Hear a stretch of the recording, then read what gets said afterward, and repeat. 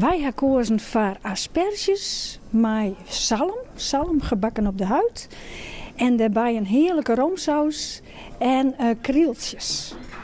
En met dat gerucht had de squalle Pro Dokkum de Frieske Itensiederswedstrijd voor praktieksquallen van het Noorden won. Voor de tweede keer op Riegen waar de Itensiederswedstrijd organiseren. 5 duo's gingen de strijd mee waarom om bij de haardprijs naar huis te gaan. Via een live uitsturing koest de wedstrijd volgen. 90 minuten krijgen ze de tijd om een hoofdgerecht naar keuze te maken. En dat moet op 12 borden straks gepresenteerd worden. En dan krijgt de jury dat voorschoteld en die beslist waar de winnende squalle dit hier wordt. De wedstrijd wordt dit hier organiseren bij Pro Dokkum. Je waren ook 2 juryleden uitnodigen die het kritisch de geruchten beoordelen zullen.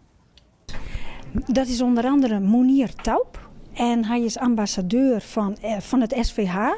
Hij is ook bekend van 24 Kitchen.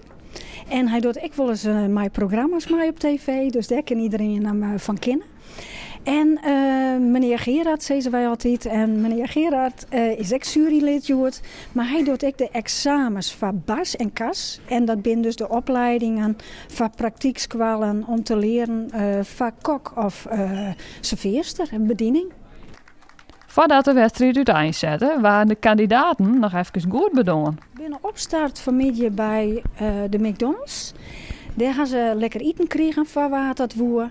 Daarna zijn ze daar ophellen worden terug het Dokkumer locatie. En het Dokkumer locatie had ze tevens even een ritje door Dokkum jong. Is altijd wel mooi natuurlijk voor als net uit de stad wij komt. Dat is toch even just wat hier al hier gebeurt en hoe mooi het de stad is.